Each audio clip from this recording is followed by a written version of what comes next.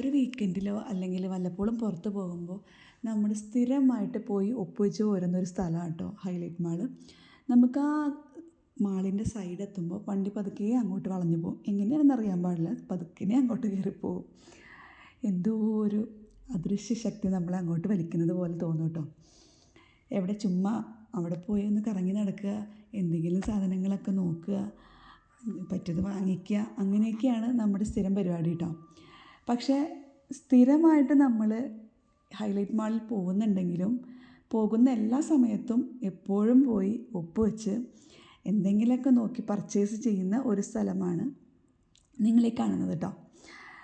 മിക്കപ്പോഴും ഈസി ബൈയിൽ പോയി കഴിഞ്ഞാലുള്ളൊരു ഗുണം എന്ന് വെച്ച് കഴിഞ്ഞാൽ കുറച്ചധികം ഡ്രസ്സ് ഇട്ട് നോക്കും, എന്നിട്ട് അതിലൊന്നോ രണ്ടോ എടുത്തോണ്ട് പോരും കേട്ടോ. പിന്നെ അവിടുത്തെ വില എനിക്ക് ഭയങ്കര ഇഷ്ടമാണ്. കാരണം വലിയ തരക്കേടില്ലാത്ത റേറ്റിൽ നമുക്ക് അവിടെ നിന്ന് ഡ്രസ്സ് കിട്ടും.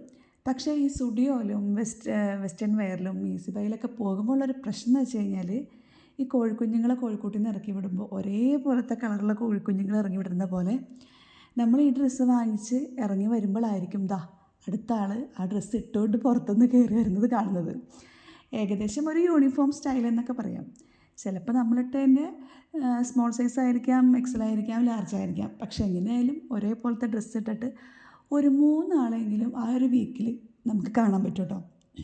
അപ്പോൾ അങ്ങനെ ഒരു പ്രോബ്ലം ഉള്ളതുകൊണ്ട് അത് വാങ്ങിക്കാനൊരു മാനസികമായിട്ടൊരു വിഷമമുണ്ടെങ്കിലും പക്ഷേ എന്താണെന്നറിയില്ല, അവിടെ ചെല്ലുമ്പോൾ 1-2 ഡ്രസ്സ് എടുത്തിരിക്കും.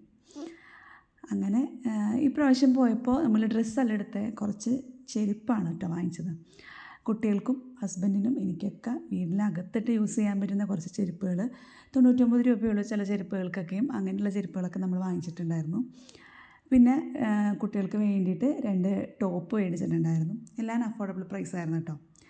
അപ്പോൾ നിങ്ങളും ഇതുപോലെ സ്റ്റുഡിയോയിലും വെസ്റ്റേൺ വെയറിലും ഈസി ബൈയിലൊക്കെ പോയിട്ട് സ്ഥിരം കറങ്ങി നടന്ന് കുറച്ചൊക്കെ ട്രയൽ ചെയ്ത് പോരുന്ന ആൾക്കാരാണെങ്കിൽ ഒന്ന് കമൻറ്റ് ചെയ്യണം കേട്ടോ.